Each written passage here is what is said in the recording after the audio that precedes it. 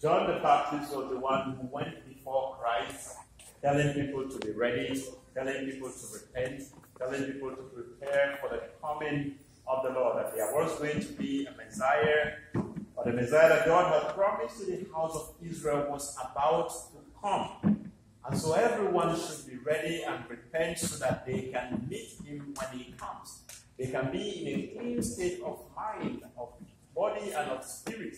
They can be holy and fit for the kingdom to which he comes to take them. John the Baptist is, as we call him, or as we know him, the forerunner of Christ. That he is a person who goes before Christ or before someone to prepare people that they may meet him when he comes. And John the Baptist himself was a controversial figure in some ways, as you can see, even at the time of his birth, or before his birth. There were some controversies surrounding him, and that controversy continued to follow him, great as he was. In fact, Jesus will tell us that no one born of a woman is greater than John the Baptist, yet controversy trailed him from the moment of his conception even until the very day of his death. And here at his birth, we see in the gospel we just read, John the Baptist was born by Mother Elizabeth.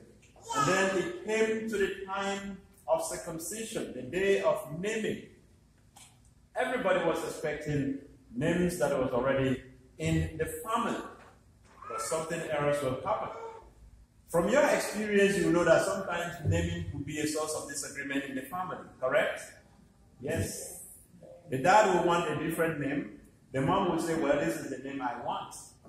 Grandma will have her name that she will give to the child.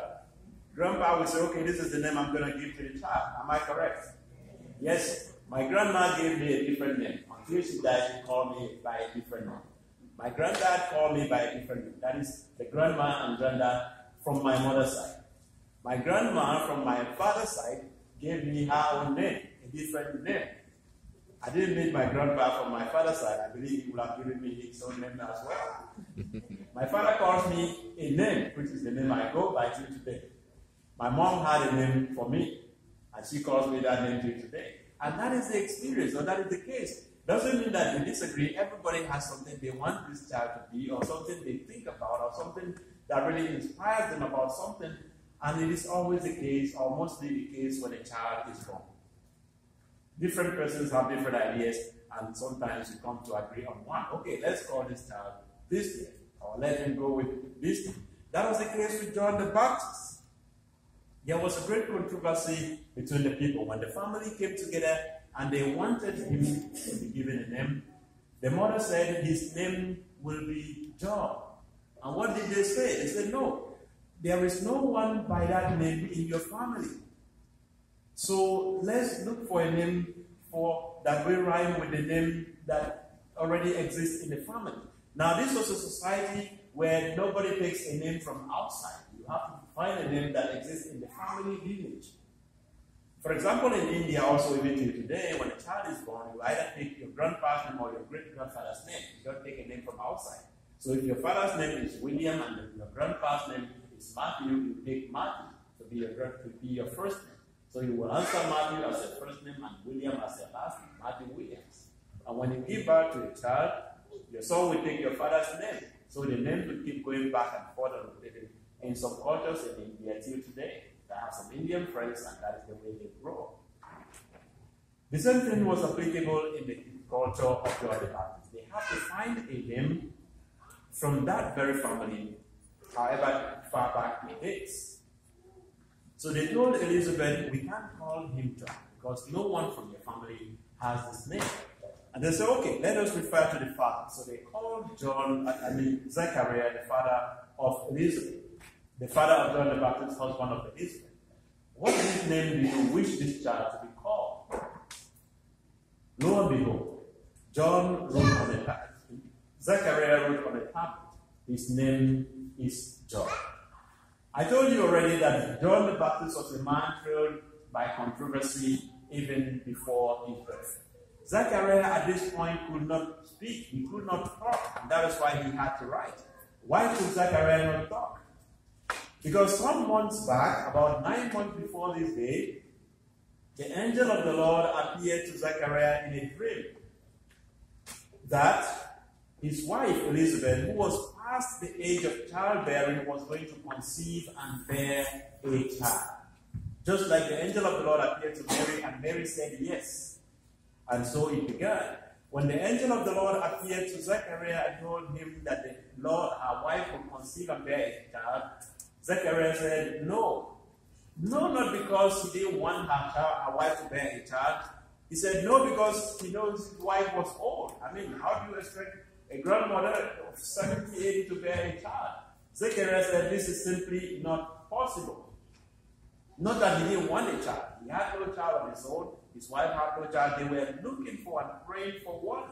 And it has been long overdue, and it has been for them past the time. So when the angel told him, your wife is going to conceive and bear a child, Zechariah said, well, thank you, but no thanks. It's not just going to happen, so don't worry about it. God said, okay, because you doubt what I can do, that will be the last word you speak until the day when the child will be born. So from that very moment, Zechariah could not speak. He was done. And that is why when the child was born, they asked him what name, or they signaled to him, what name do you want this child to be called? He could not tell them John. He only was able to write down his name is John. And soon as he wrote down those words, he was able to speak again. And then he believed. Or he has always believed since his wife took him. So that was how John was named, or how Zechariah the father could not speak until the time when it comes for him to name the child. There was no controversy, however, between Zechariah and Elizabeth, the mother and father of John the Baptist. Perhaps God has opened their mind also to let them know that his name is John. In fact, God did that because God has a mission for him. And so although there was nobody named John in the family, they knew that his name would be John, and they agreed on that. God has a purpose for him, and so God named him. He doesn't have to exist in the family. He doesn't have to come from a family lineage. There doesn't have to be anything to support that in the family. God ordained that, God supported that, and God made that to be. Sometimes, perhaps we take names to be ordinary words that we give to people or to things. But names give things their identity. Names give people their identity. Sometimes also names give us a mission and a purpose in life. In John's case, it was to go before the Lord to prepare the way, the forerunner of Christ, as we call it. Someone who goes ahead of Christ to prepare his way and let people know that the Messiah has come. In the first reading, John knows this himself. He takes on the identity of this name John, and he knows the purpose that God has ordained for him to come to life to accomplish. And John said, the Lord called me from birth. In the first reading, from my mother's womb, he gave me a name. In other words, John understands that his name was simply just a name given to something. It was simply not just the way he was known. That was his identity, that was his mission, that was his purpose. From the day I was born, or before I was born, from my mother's womb, God gave me a name. In other words, God gave me a purpose. He has made me a sharp-edged sword, he says, concealed me in the shadow of his arms. You are my servant, he said to me, through whom I will show my glory, to raise up the tribes of Jacob. I will make you a light to the nations, that my salvation will reach to the ends of the earth. In other words, it was necessary for John to take on this name that he may fulfill his mission. And having taken on that name, John understands the responsibility that he is under by the name that he was given, to go ahead to prepare the way of the Lord. God had already promised that before the Messiah comes, that he was going to send them another Elijah, someone who will let them or get them ready before the coming of the Messiah. And that Elijah was John the Baptist, the forerunner of Christ. the one who will go ahead to prepare people for the coming of Christ. And Jesus will tell his audience that for those who wish to accept, John the Baptist is the Elijah that has come to get us ready. John understands the purpose of his name. He understands the responsibility. He understands his mission. He understands what he came to do because of his name. It was given in his name and he stuck to that. And he was able to accomplish that. And then he had to go on to call people to follow Christ. That was for John the Baptist. And also for us, our names have purpose and meaning. Yes, God has a meaning and a purpose for each and every one of us. Our identity has purpose, our identity has meaning. For John the Baptist, it may have come through the mouth of an angel. For us, it could be through the mouth of our parents, or by our own process of discernment and being able to find out that this is the purpose of my life. God has a purpose for each and every one of us. God has a mission for each and every one of us to accomplish. And sometimes we can find that out, or sometimes an indication that is given to us in our names or through our names. God knows each and every one of us by name. And through that, he identifies it. But beyond being able to identify us with our names, God has a purpose for each and every one of us. As we were getting ready to come into Mass or getting ready to pray, William Frazier asked me, he said, "Father, what is my name?" I said, "How hard can this be?" He didn't know what we were going to talk about. But yes, we're going to talk about names.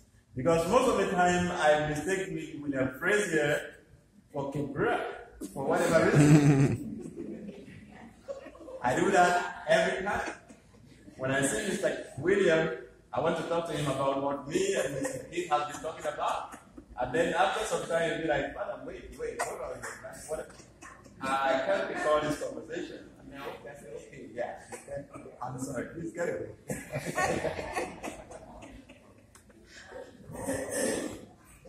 Water freezing.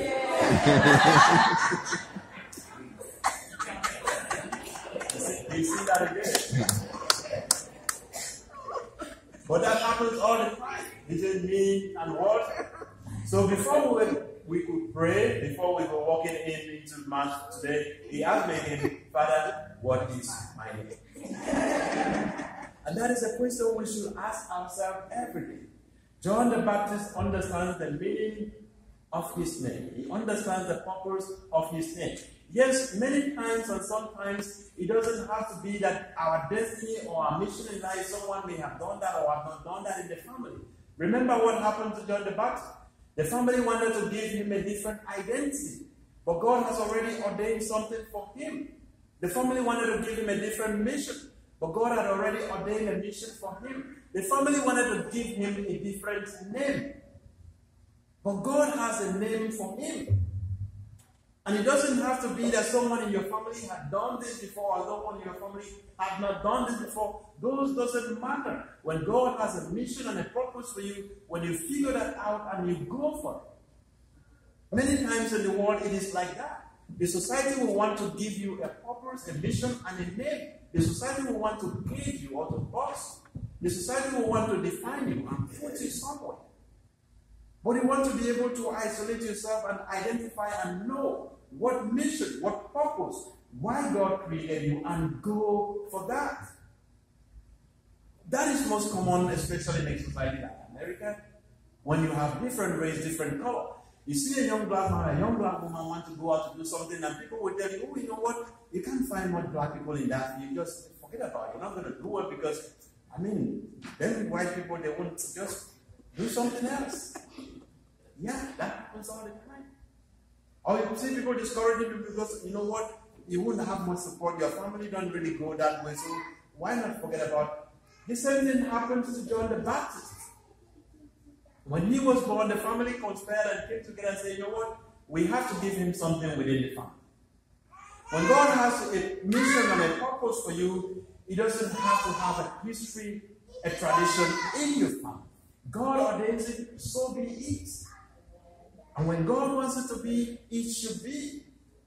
John the Baptist understands also that if he had to stay in the society, in the community, he may not be able to accomplish what God has sent him to do. I believe the society was also as noisy as ours today. When you have so much of the internet, you have TV, you have radio, you have music, you have phone, you have Facebook, you have Instagram, you have every distraction you can think about. Samsung and iPod or Samsung and Apple are not helping either. And you have every noise that you can think and the one you cannot even think about. And if you want to be distracted, you will be lost. So what did John the Baptist do? He knows that if he were to stay in the society, that he cannot accomplish his mission and his purpose in life. So he isolated himself. The scripture tells us that John the Baptist does not live in the community, or did not live in the community. He lived in the wilderness to get himself ready, so that he can get in touch with God and in touch with his true self, his true identity. As soon as he was able to understand his purpose and his mission in life by isolating himself, then he came back to the society to enact his mission. Many times we have to do that too. To isolate ourselves, to stay away from the noise, from the distraction, so that we can get in touch with our true self. So that we can get in touch with God. So we can ask God about ourselves, because he knows about us more than we do. So that we can ask him to introduce us to ourselves, to understand our purpose, our mission in life, to understand the meaning of our name and what he wants for us to do. That was exactly John the Baptist did. And when he did that, he was able to figure out the meaning, the purpose of his life. Many times people think, oh, you know what, I'm too old, I can't do all of these. Those are for young people. People think of that or think like that all the time. When things happen, when they perhaps are inspired to do something, to say something. I always believe that so long as you are here on earth, God has a plan and a purpose for that. Guess what? God doesn't like waste. God is an economist. And God is not wasteful. And if God sees that you are done or you've exhausted all he has for you to do, he plucks you out of this place so that somebody else can take that space. God will not continue to water a tree that does not produce any fruit, or that he's not expecting any fruit from. Go read the scripture. Jesus went to that tree, remember, and once he got there, there was no fruit on that tree. What did Jesus say? From today onward, no one shall eat from you again.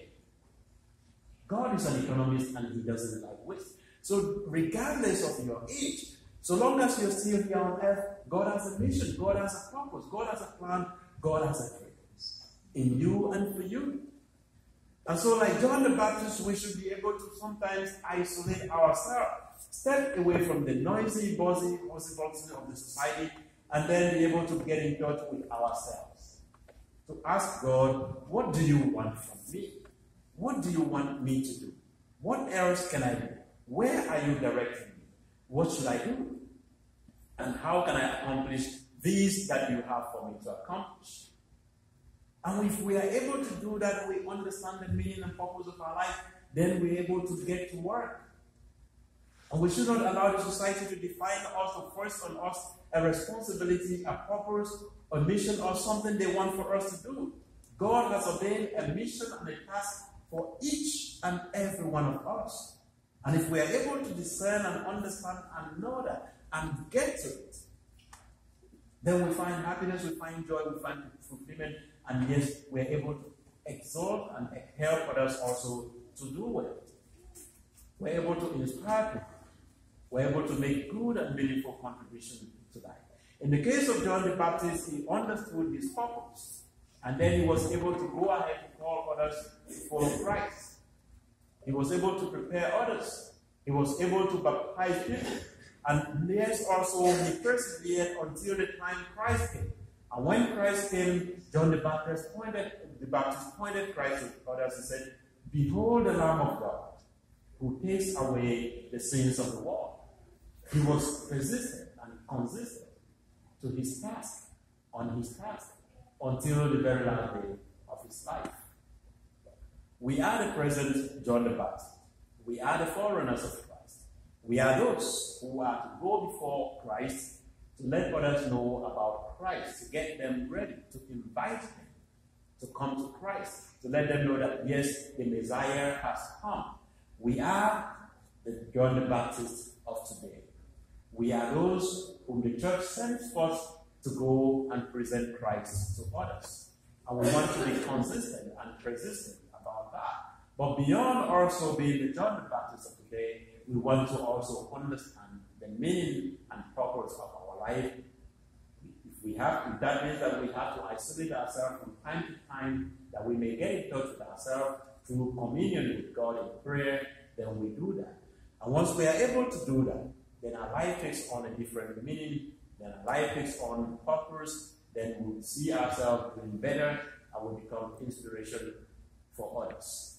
My prayer is that God will help us as we continue to spread the message of Christ, to invite others to Christ as John the Baptist did, and that also we all will be able to understand and know our purpose and